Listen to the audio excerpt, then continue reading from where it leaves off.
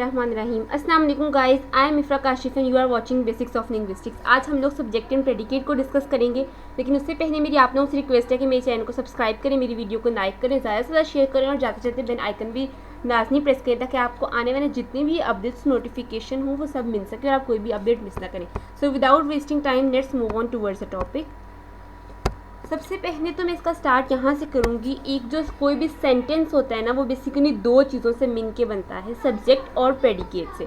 आप सब लोगों को पता है कि सेंटेंस क्या होता है, इसकी मैंने फर्दर एग्जांपल्स भी दी हैं और उसको डेफिनेशन के थ्रू भी एक्सप्लेन किया है। ठीक है, sentence is a set of word that is complete in itself. एक ऐसा सेट ऑफ वर्ड्स जो कि अपने अंदर एक कंप्लीट मीनिंग रखता है, ठीक है, या फिर एक कंप्लीट सेंटेंस होता है। एक फ्रेज़ होता है और एक सेंटेंस होता है। फ्रेज़ वो होता है जो कंप्लीट नहीं होता।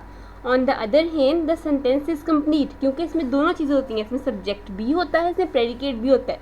लेकिन जो फ्रेज़ होता है उसमें सब्जेक्ट और प्रेडिकेट दोनों चीज़ें जो हैं वो प्रेजेंट नहीं होती। ठीक है, फिर सेंटेंस क्या है? Sentence is a conveying statement, it can be a question, it can be explanation, it can be command. ठीक है, जिसमें क्या होता है, उसमें क्या होता है, मेन क्लॉज भी हो सकती हैं एंड सम सब ऑर्डिनेट क्लॉजेज भी प्रेजेंट हो सकती हैं। ये बेसिकली सेंटेंस की डेफिनेशन है कि ऐसा सेट ऑफ वर्ड्स जो अपने अंदर कंप्लीट है, एक मीनिंग रखता है, जिसके अंदर सब्जेक्ट और प्रेडिकेट है, जो कि किसी क्वेश्चन, एक्सप्लेनेशन, कमांड जो है कन्वे कर रहा है, किसी मैसेज को कन्वे कर रहा है। ठीक है, और उसके अंदर मेन क्लॉज और समटाइम्स सब ऑर्डिनेट या एक से ज़्यादा सब ऑर्डिनेट क्लॉजेज जो हैं वो प्रेजेंट होती हैं। For example, I love chocolates, इसमें दोनों पार्ट्स है, सब्जेक्ट एंड प्रेडिकेट। लेकिन मैं आप लोगों को एक्सप्लेन करूँगी कि सब्जेक्ट और प्रेडिकेट है क्या, तब आप लोगों को इसकी समझ आएगी।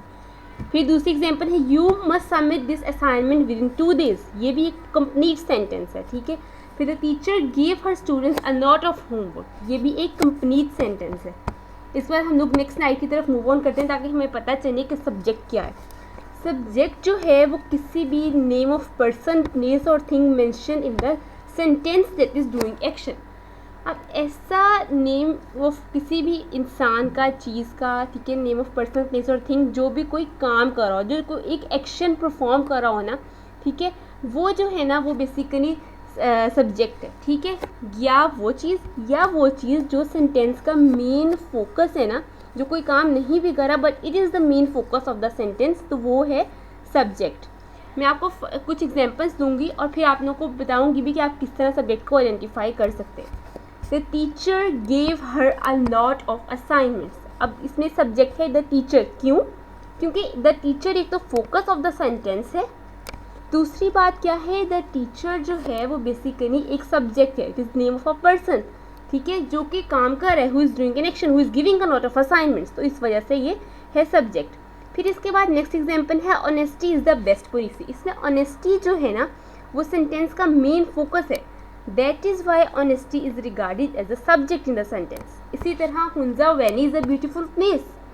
अब इसमें देखिए ना, सेंटेंस का फोकस ब्यूटीफुल प्लेस नहीं है, सेंटेंस का फोकस है Hunza valley, that is why Hunza valley is regarded as the subject. मैंने इसी वजह से ऐसे एग्जाम्पल्स चूज़ किए ताकि आप लोगों को एक तो नेम ऑफ पर्सन, प्लेस और थिंग है, तो आप लोगों को आइडिया हो गया who is doing an action, who is performing an action, और दूसरा वो चीज़ नेम या कोई पर्सन या कोई थिंग जो कि फोकस ऑफ द सेंटेंस है। जिस तरह आगे और एग्जाम्पल दी हुई है, chocolates are sweet, creamy and rich in taste. तो चॉकलेट की भी यही एग्जाम्पल है कि chocolate is here regarded as a sentence as, chocolate जो है वो मेन फोकस है, जिसके आगे फर्दर क्वालिटीज डिस्क्राइब की गई हैं, that they are sweet, creamy, rich in taste. ठीक है, उसके बाद हम लोग नेक्स्ट मूव ऑन करते हैं। अगर हम लोग पार्ट्स ऑफ स्पीच में आइडेंटिफाई करें तो जो सब्जेक्ट होता है वो बेसिकली नाउन और प्रोनाउन होता है, that is mention in the sentence. ठीक है, फिर लोकेशन ऑफ द सब्जेक्ट, हमें कैसे पता चलेगा कि सब्जेक्ट कहाँ प्रेजेंट है? हम लोग लोकेशन के थ्रू जो है वो सब्जेक्ट को आइडेंटिफाई नहीं कर सकते, क्योंकि ज़रूरी नहीं है कि सब्जेक्ट सेंटेंस के स्टार्ट में हो, बिगनिंग में हो, मिडल में हो या एंड में हो। ठीक है, इसकी पोजीशन जो है वो कहीं भी फ्लक्चुएट कर सकती है, दैट इज़ वाई सब्जेक्ट की स्पेसिफिक लोकेशन नहीं है। Subject beginning of the sentence में भी आ सकते हैं, मिडल में भी आ सकता है और एंड में भी आ सकता है। जिस तरह अगर मैं कहूँ the thing which is sweet, creamy and rich in taste is chocolate, तो इसमें चॉकलेट जो है वो सेंटेंस के एंड पे आ गया, लेकिन but is the main focus of the sentence, तो वो फिर भी सब्जेक्ट ही रहेगा। अच्छा, अब हम लोग कहते हैं कि हम लोग सब्जेक्ट को आइडेंटिफाई किस तरह से कर सकते हैं। हम लोगों को सबको पता है कि वर्ब क्या होते हैं, डूइंग एक्शन, ठीक है ना, वो है वो वर्ब होता है, ठीक है। तो सब्जेक्ट को हम लोग किस तरह से आइडेंटिफाई कर सकते हैं, वर्ब से पहले हु या वर्क लगा लें, ठीक है।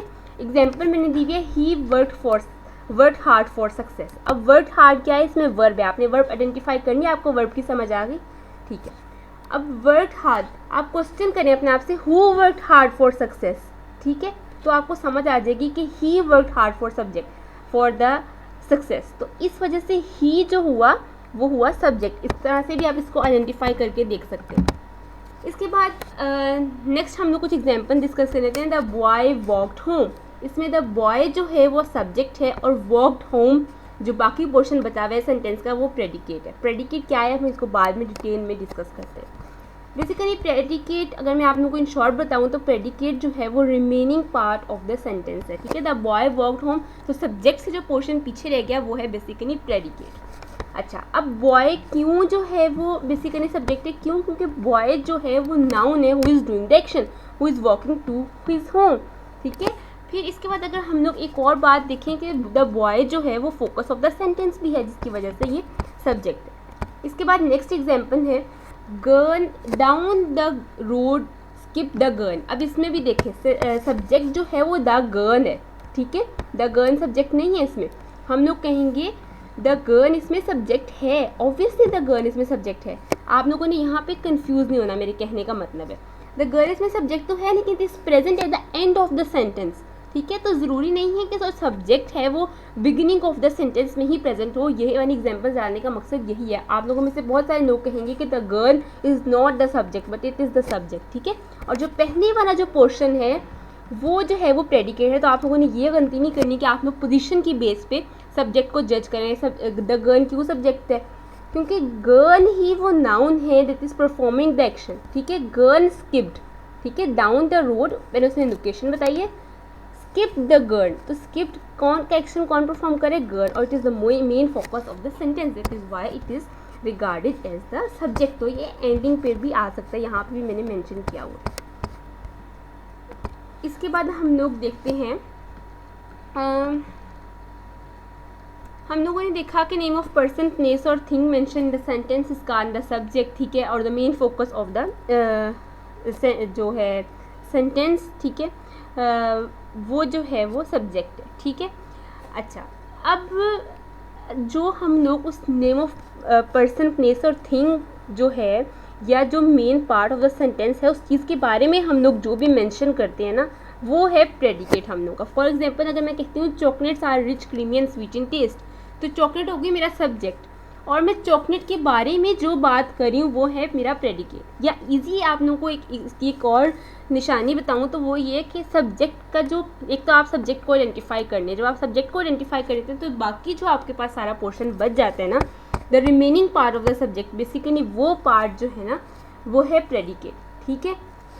इसी तरह अगर हम लोग it may speak about the subject और एक्शन अबाउट द सब्जेक्ट, ये क्या करते हैं कि सब्जेक्ट के बारे में बात करते हैं, सब्जेक्ट की एक्शन के बारे में बात करते हैं, ठीक है।